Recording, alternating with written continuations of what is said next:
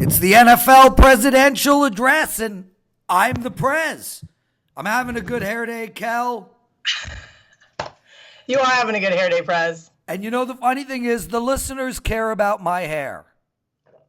It gets brought up a lot in the comments. My hair used to, and then I got new hair. Yeah. And now one of our listeners did not like your new hair. Oh, well, he'll live. How are you? I'm excited as hell about this week. You doing good? Life is good. WagerTalk day. It's Wednesday, so we're filming a little bit later because we don't have as many games to go over. And Showtime's back in town. I don't know if ICC joined that email, so really excited. They're going to be in studio with us today at WagerTalk.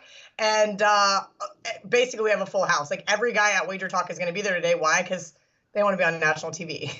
I'm not going to be there, and I don't care to be on national TV. Been there, done that, hated it.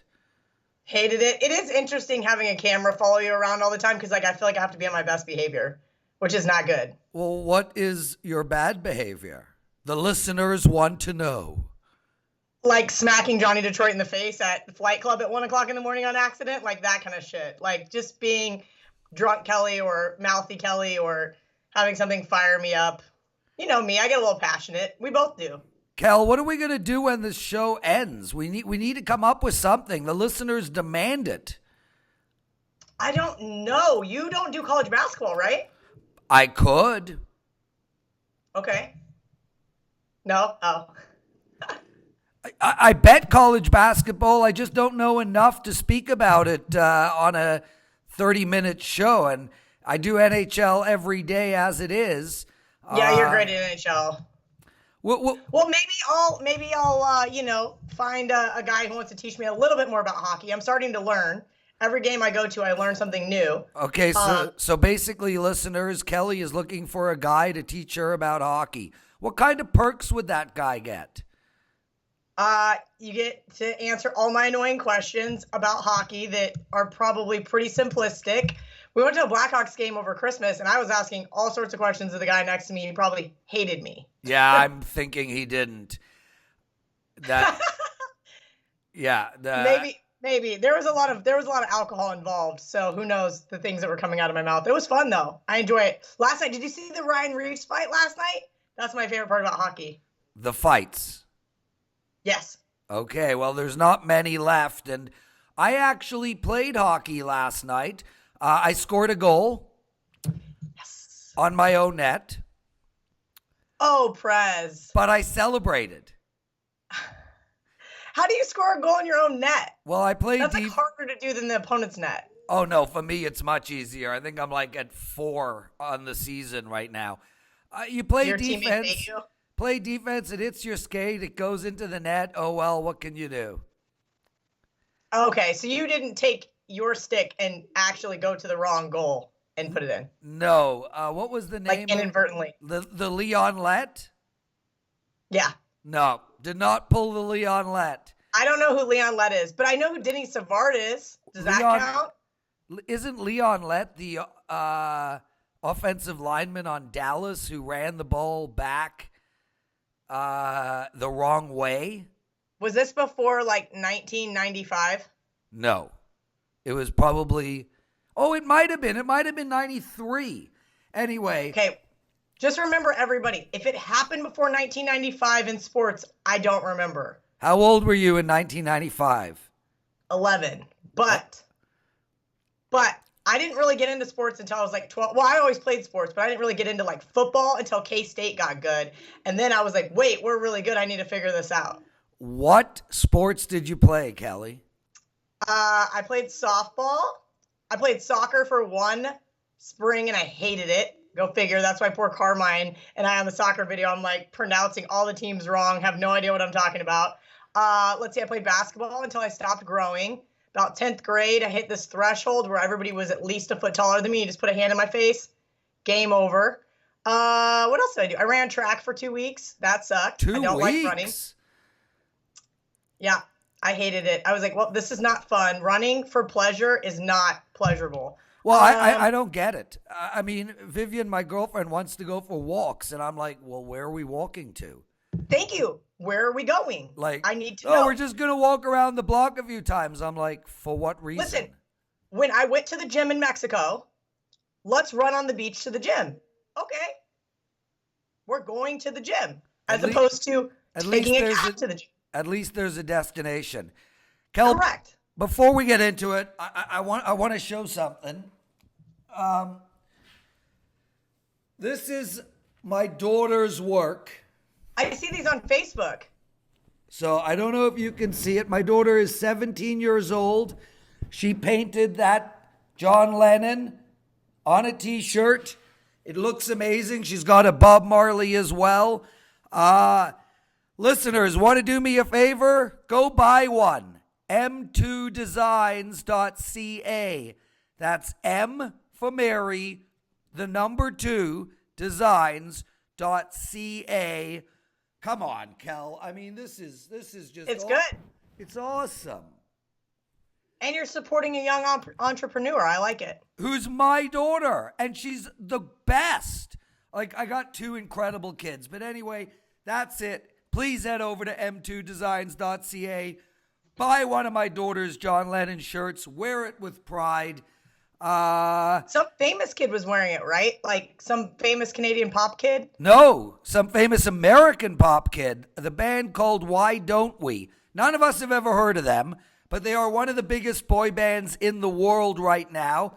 They were on the Disney Christmas special, and they were wearing one of her shirts, which was so exciting. She bawled. She was like hysterical crying. Oh, boy bands. If it's not named Backstreet Boys or NSYNC, I don't know who they are from boy bands. Backstreet back. Oh, yeah.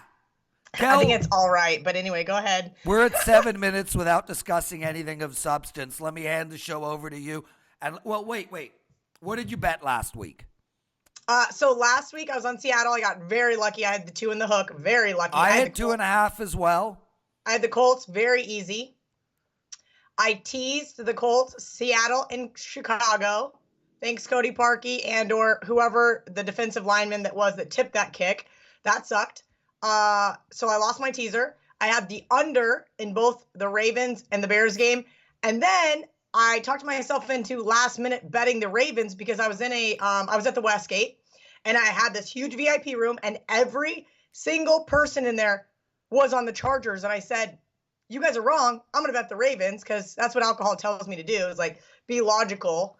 And if everybody in here likes the Chargers, the Ravens are going to win. Sure enough, that was really ugly. Yeah, well, again, Kelly doesn't take my advice. I bet the over in the Indy Houston game. I bet Seattle. It was a push for all my clients, but I did bet it late and got the hook, so I won. And on Sunday, 2-0, I bet both the Chargers and Philadelphia. Hey, again, did you think the Bears were going to lose, though, when you bet Philadelphia? Yes. Well, I guess I should have bet that teaser. Because I bet them on the money line. I also bet Nice. the Chargers on the money line. And I also bet a money line parlay with the 2 of them. So, yes, I did. Nice. And we're going to talk about that Chicago game. But before we start the show, I just want to say this to all Chicago fans. Yes! I knew it. I knew it. Yes! You are done. Go ahead, Chicago fans. Bring it. Bring it. When the money counted, when the chips were on the line, not only did you lose by a kick, but if Nick Foles didn't throw 2 interceptions in the red zone, it would have been a blowout. The 2 interceptions in the red zone, definitely. I mean, I felt like I was in that teaser the entire game, so I was happy with the result, but I wasn't really in my Seattle teaser. That I had to sweat. That last touchdown got my teaser alive and got me, they had to go for 2-point conversion. The worst thing about these Chicago fans and their comments is I love Chicago. I'm a Bears fan, and they have ruined my desire for the Bears to win. Now, I want the Bears to go 0-16 next year. Well, I don't want them to go 0-16, but I tell people this a lot on Twitter. Fans are way emotional, okay? Bettors are way emotional. So I think the bottom line is all Women men are are way emotional. No, men are way emotional. Oh yeah. Oh, we're the most emotive driven people on the planet. Okay, Anyway, so I'm just kidding, Chicago fans. I love you all, and I look forward to all your comments next year. Bottom line is, I want everybody to know we're not betting against your team. We're yeah, we are. No, I'm betting against Chicago. Okay, fine. All right. My favorite game this week, Indianapolis, going to Kansas City, catching 5.5. I bet at 5.5. I think you can still get 5.5s. Offshore, there's a couple spots. Vegas, all 5.5. So, listen, this is my thoughts on this one. I bet the Colts at 40-1 to win the Super Bowl a couple of weeks ago. I still like that bet. I think I have a decent shot to get in there because they can get this win in Arrowhead here. Prez, am I crazy? You know, Kel, I find this to be the most intriguing matchup of the week. I'm struggling with this, I'll tell you flat out. I mean, my lean is on the Colts as well, but here's why I'm not going to pull the trigger. The bottom line is everybody is loving the Colts. They are for sure the hottest team going in to the playoffs. They've won a ton of games, 5 in a row, like 9 of their last 10. Their defense is, since week 7 or 8, the top defense in all of football. Their offense is rocking and rolling. They're putting up close to 30 points a game. Their offensive line is outstanding. Their passing game is incredible. Their running game with Marlon Mack is good enough. Here's where the issue lies. They've played nobody. This Colts team has played 4 playoff teams all year, and they've lost 3 of those games. It's easy for your defense to look outstanding when you're playing Tennessee and Dallas, who is a good team but struggles to score, and Jacksonville and Miami and Tennessee again and Jacksonville again and Oakland. I mean, you might as well have thrown the Toronto Argonauts and Troy into this mix because Indianapolis must have had the lightest and easiest schedule in years. So I'm worried here, Kel. History shows that this is the blowout week. It hasn't happened in the last few years. I mean, the bottom line is that since 2017 started, NFL dogs are 12-1 against the spread. But before that, this was the blowout week. I'm worried, Kel. I'm worried because I just don't think Indy has played stiff competition. And when you look at Kansas City, I mean, they've played the Rams. They've played New Orleans. This team has played really good teams all year. And I understand that they have struggled the last few weeks. I mean, in the last 6-7 weeks, their yard differential to their opponent, and they've played teams like Denver who can't even move the ball, is only 30 yards. They are not a juggernaut right now. They started the year 8-1 against the spread. Now they're 1-5-1 against the spread in their last 6. Andy Reid is a disaster in the playoffs. I'm struggling all around because I don't know the definition of this Indy team. I don't truly know who they are. If they win this game, look, it's a statement. Kansas City is a really good team.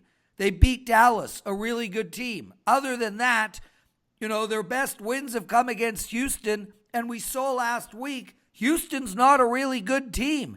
Deshaun Watson was a disaster last week. So I'm really struggling in this game. With that said, I do like under the total, Kel. I think the way this game is going to shape out is that I think Indianapolis is going to play a ball control game. I think they're going to run the ball a lot. With that said, I do understand that Kansas City's secondary is a disaster. I think they're 30th in the league. But they've been able to do it in the red zone. They've been able to flex their muscles in the red zone, and they do have a rock-solid pass rush. And I do believe Indy's defense is good. I don't think they're great, but I think they're good. 57 is a very big number. Couple of field goals here or there instead of touchdowns. And this game is going to go under. I lean on Indianapolis. I think it's a lot of points. I think there's a big backdoor opportunity. So I lean on Indy, but my bet is going to be on the under, and I'm scared of this game. Flat out scared. I don't think you need to be scared. I think you have to remember this Chiefs team, what's the difference over the last 7 weeks? You mentioned that ATS. Exactly. They just haven't been the same. Listen, I'm going to give all the credit in the world to Patrick Mahomes. The kid is an absolute stud. I'm not going to sit here and have Chiefs fans be pissy with me because I'm bagging on their team. But this team is not the same without Kareem Hunt. We know how volatile this defense is. We've seen moments where we're like, okay, fine, Eric Berry's back.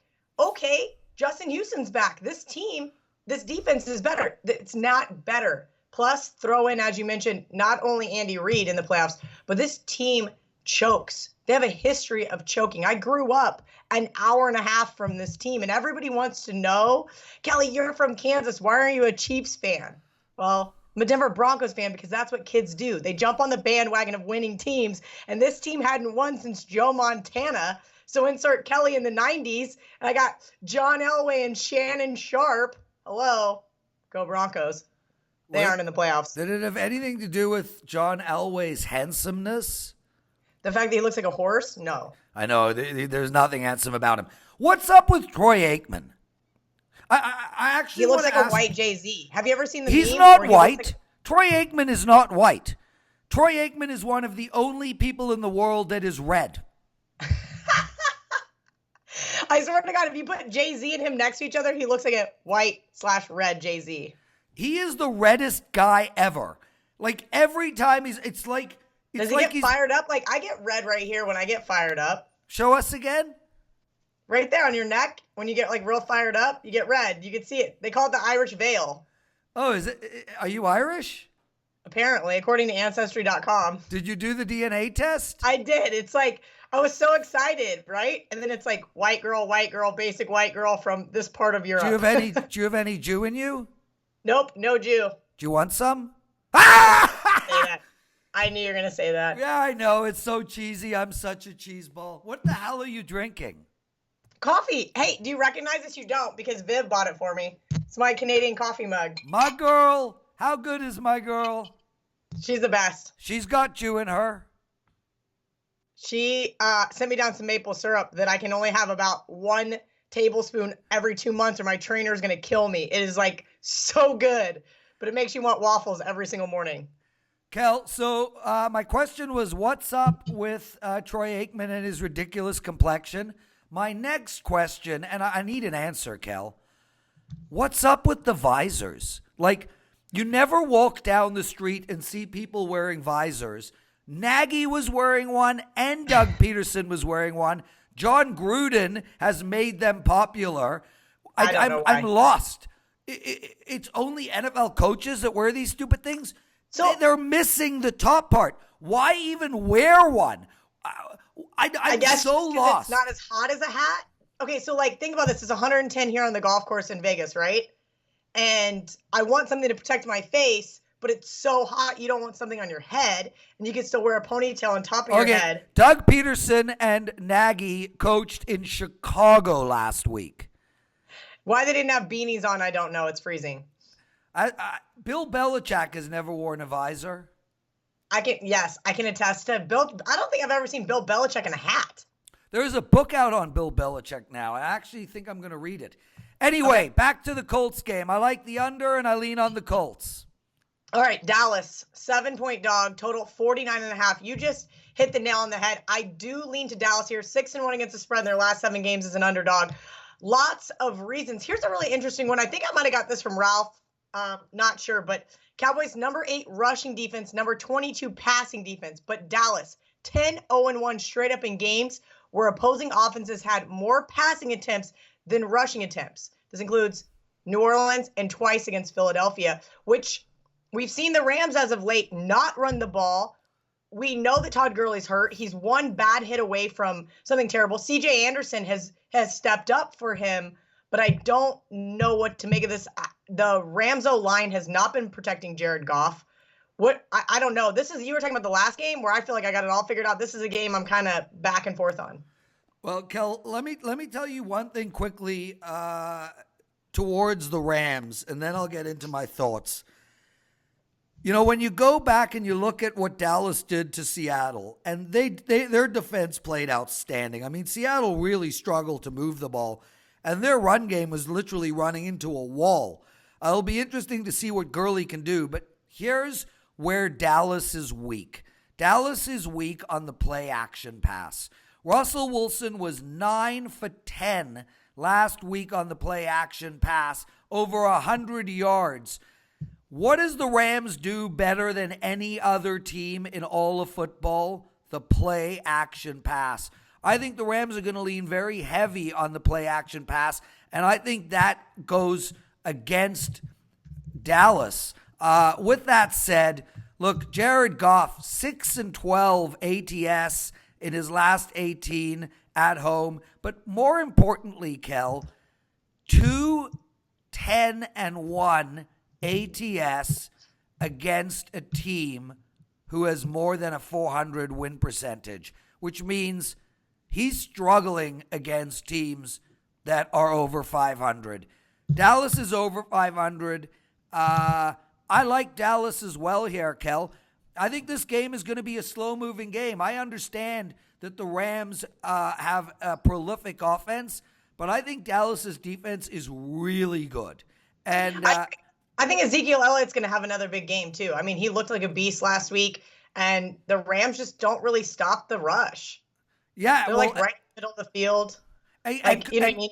And conversely, with Van Der Esch and with Lee, this Dallas, the inside linebackers on Dallas are about as good as it gets. I don't see Gurley having a monster game. I think the Rams are going to struggle to run. I think Dallas is going to run at will. I think Zeke's going to carry the ball 30 to 35 times this game. So yeah, I'm with you on Dallas +7. And again, I'm leaning on the under at 49.5 points. I think this is going to be a low scoring game, and I think it's going to be close. And I would not be blown away if Dallas wins this game outright. I'm going to be putting a little bit of money on them on the money line as well. And I think there's a lot of interesting money line bets here. You like Indy? Indy can for sure win this game. A parlay with Indy and Dallas on the money line seems good to me. Yeah, and we'll get into this next, but I may even throw the Chargers in there. I know you don't bet against the Patriots and Bill Belichick, and I've got my entire screen is full of reasons why. Are you ready to move on to the next game? Absolutely. Okay. I will surprise you. What? Prez breaking his own rules? Okay, so Chargers, 4.5 comes out. Where was I? We must have been at the Westgate, and 4.5 comes out. We were joking about what we thought it was. There was a couple of bookmakers in the room with me, and they're like, it's going to be 7. It's going to be 6.5. It's going to be 7.5. And I said, okay, I want a dime on the 7.5 right now. And the guy shakes my hand. And of course, as soon as it comes out 4.5, he's like, I'll give you 6 even money. I'm like, you're out of your mind. Like, you just gave me 7.5. That being said, I'm coming for you, Charlie. I want my $1,000. That is the scariest thing, though. 4.5. Now it's down to 4.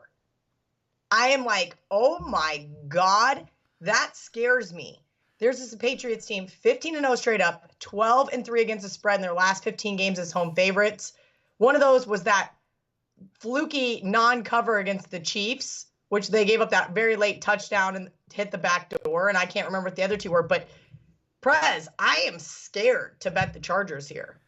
I'm scared to bet the Chargers, too, only because of the trends. I mean, Brady is 11-1 straight up in division round playoff games at home. Brady is 7-0 straight up and 6-1 against Rivers. They have owned the Chargers over the last 10 years. But with that said, Kel, I don't think this New England team is the same team that history has suggested. I agree. They're not, their running game is not world class. Gronk is not the tight end of 2 years ago. He's not even the George Kittle might be a better tight end right George now. Kittle's great. Yeah, he really is. Brady is not stretching the field. They don't have a wide receiver capable of stretching the field. You know, their whole game is focused on in the slot with Edelman and Gronk. I love the Chargers. Like, I love the Chargers. The Chargers are plus 1,000. You love the Chargers to be. If you guys go back to the first presidential address, Prez loved the Chargers then, and I laughed at him. Yeah, and I told you, take them to win the AFC, take them to win the Super Bowl, take them to win more than whatever it was, 8 games. I can't remember. Yeah, I think it was 8.5. Yeah. Yeah. Here I sit again. Take them to win the Super Bowl, Kel. You know, I think Ingram and Bosa are going to have a field day in the backfield. I don't think that New England's offensive line is outstanding. I think Brady's going to be on the run, which is not a good thing for Brady. I think San Diego's secondary is good enough. I think their inside linebackers are good enough. And I think they're more balanced. I think they've got a better running game. Gordon versus Michael, I think, and Burkhead Michelle, and White, Michelle. Tony, come on, you speak French. Michel. And I think they got better wide receivers. The bottom line here, Kelly, for me is if they played on a neutral field, the Chargers are just a better team. They are. Okay, so here. We know it's in Foxborough, though. That's worth 3 points. Correct. What about crappy weather? It's saying it's going to be either rain showers or snow. I think crappy weather helps the Chargers because they have a better running game. Okay, that's fair. You know, that's my concern here is anytime you're taking a cold weather team and you're putting them in cold weather versus a very warm weather team. Yeah, I mean, the Chargers have proven to us all year they can go on the road and they can win games. They're 8-1 on the road this year. It's you don't see that in the NFL. Yeah, and look, they went into Baltimore last week and just shut them down. Like, it was shut crazy. them down. I knew I was holding a losing ticket at the end of the first quarter. I was like, well, this is terrible. I hope I get the under. You know the most interesting part of that Baltimore game, Kel, was that Anthony Lynn and his defensive coordinator game planned with 7 defensive backs on every single snap, Kelly. 7 DBs and safeties on every single snap. What does that tell you? These are smart guys. These are game planners. These guys understand the strengths of the offenses that they are facing. And as we saw when they shut down the prolific Kansas City offense, they can change their style and manage their game according to the strengths of that team's offense. This Chargers team is deadly. They're plus 1,000 to win the Super Bowl. Right now, I see no better bet on the board. I like San Diego and Kelly. I don't know how you can't bet the under in this game either. 47, 46.5. New England is not lighting it up. New England is not putting up a whole bunch of points. And tell me this. This is just something I just saw on my notes. Who has New England faced? You were kind of bashing the Colts schedule. Patrick Mahomes, Ben Roethlisberger. As far as elite quarterbacks. Well, you know, they faced Darnold twice. They faced Allen twice. Yeah, I know, Kel. They suck. They're young. Did they even face Ryan Tannehill? They didn't even have to face Tannehill. They got beat by Blake Bortles week 1 or 2. Yeah, like this New England team is not the New England team of old. Every time you drink from that mug, I think of my awesome woman, Viv. I need a moment. You're so funny. I woke up today with a serious itch. Viv needs to scratch it later. Oh, God. Just letting you know. I was like, wait, did you do something in Mexico? Oh, we did lots of things in Mexico. Oh, my God. Oh, geez. I need another moment. Oh, Prez. Okay, I'm back. I like All the right, Chargers, and I like the under. All right, last but not least, Eagles +8 at the Saints. Okay. This is the game I am like, but I'm back and forth like I was Ravens Chargers last week. So that tells me I'm going to stay away from this game, and I'm not going to let 5 beers influence my decision before kick. So we talked about this earlier. Foles numbers, not amazing versus the Bears. 266 yards, 2 touchdowns, 2 interceptions in the red zone. This team already met this year. Philly got absolutely dominated, 48-7 in a blowout. That being said, that was Carson Wentz under center. I think this defense is playing much better as of right now. But New Orleans, such a tough place to play.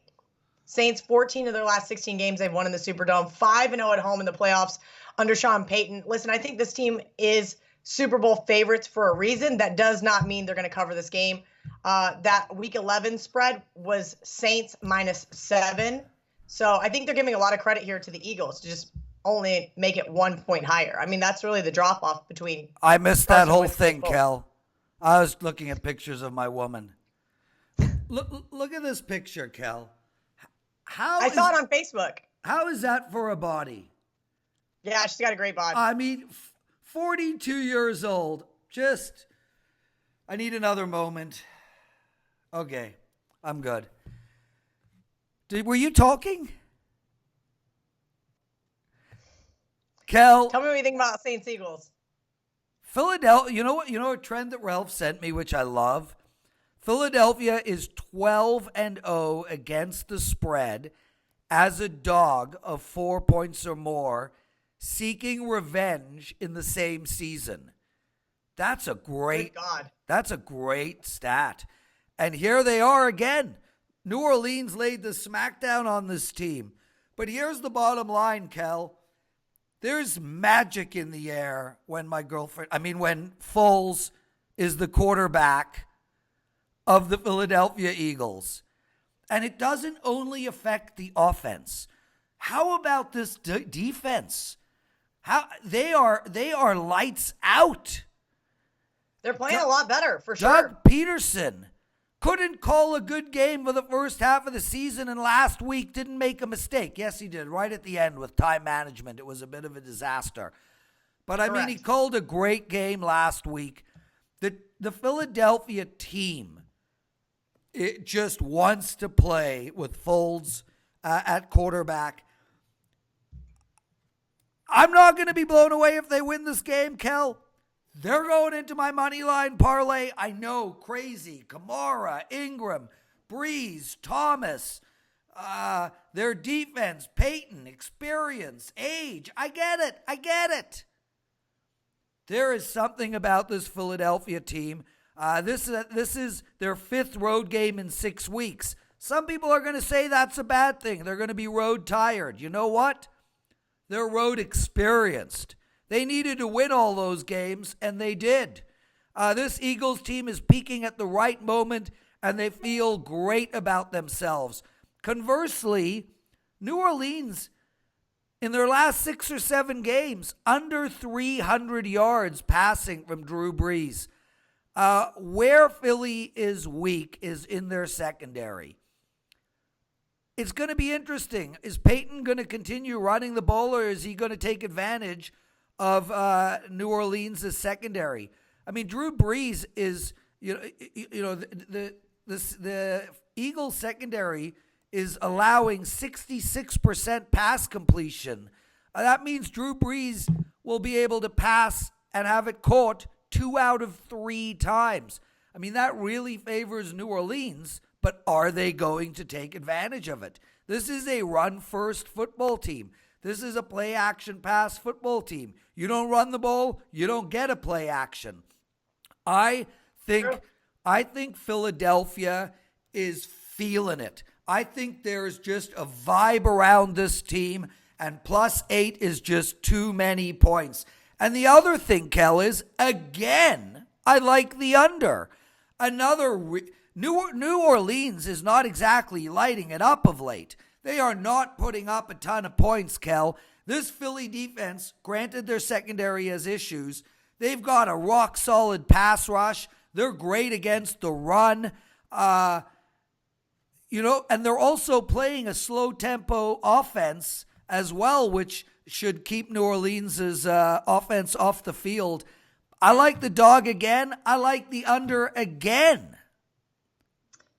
Yeah, I don't know. I know you said that. You said at the beginning that Ralph sent us that stat that was like 12-1-1 against the spread NFL dogs are since like 2017.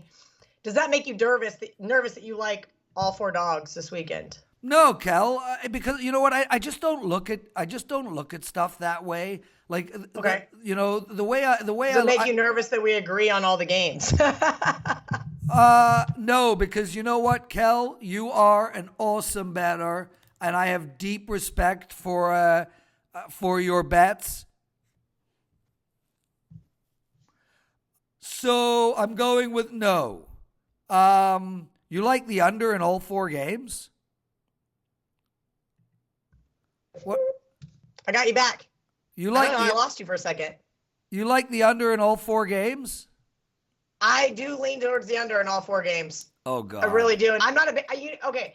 Side note: I'm not a big totals bettor. I bet the 2 unders the other day from a really sharp guy who does incredible total numbers. That was not my own personal bets. So yes, but I'm looking at it going, man, that seems like an under game. Man, this seems like an under game. The Colts Chiefs game. If the Colts want to win that game, I think it's going to have to go under. It's got to be like 28-21 or 24-20 or one of those type of games where I'm going, man, this total looks really high. Or if you like Kansas City's going to exploit, and the Colts are going to have to try to keep up. Kel, let's talk a little bit about futures and then call it a show. Indianapolis right now is plus 1,200 to win the Super Bowl. The Chargers are plus 1,000. Are you telling me that, I mean, those are so close. Are you telling me that Indianapolis is as good as the Chargers? No chance. So this is what I'm going to say. The reason why I bet the Colts a couple weeks ago is because 40-1. You don't need another reason. Okay, but this is my thing. I'm all about teams that are peaking at the right time. We saw it with the Ravens a few years ago. We saw it with the Eagles last year. The Chargers started peaking midway through 2017 and haven't stopped. I was going to say, the Chargers have been peaking all year. I'm waiting for their disappointment, and I hope it's not this week. If the Chargers were in a porno, it would be like 7 hours long with no ending. Okay, That's so here's how my much question. they're peaking. Okay, so if the Colts beat Kansas City and if the Chargers beat the Patriots, they play in San Diego? They play in San Diego. LA, sorry. They'll play in LA. The line will be minus 2.5, and the Prez will release a 5-star play on the Chargers and load it up. Why is the line going to be 2.5?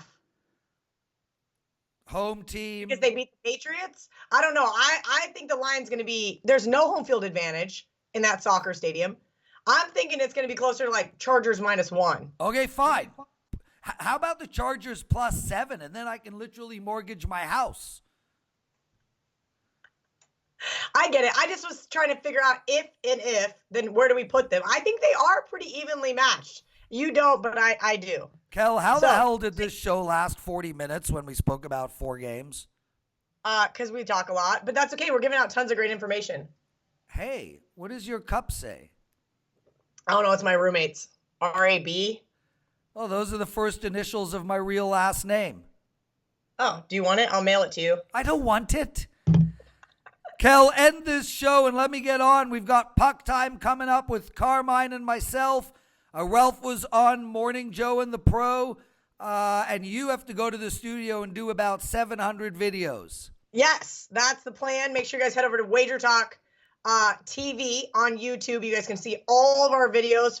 Listen to some of the other guys in terms of divisional games. And hopefully I'll find out an actual release date for the Showtime thing and see what actually gets put up. I mean, they've been filming me for the entire football season, and it's going to be like this long of a clip for like 20 minutes. Watch. That's why I stopped doing TV. Hey, really quick, I started watching Hip Hop Evolution on Netflix. You know, I like hip hop. I do. I especially like old school hip hop, like De La Soul and, you know, the Jungle Boys and et cetera, et cetera. But I mean, I'm a rock guy through and through. Pink Floyd is my band.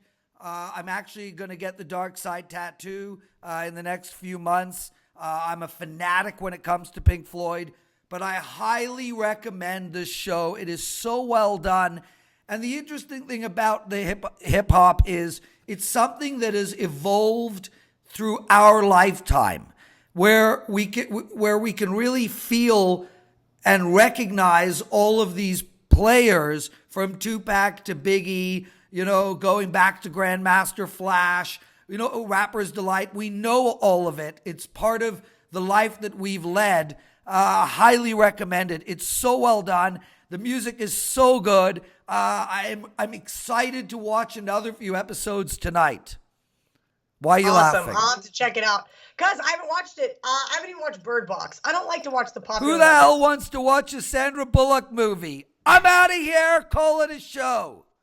Bye, Prez.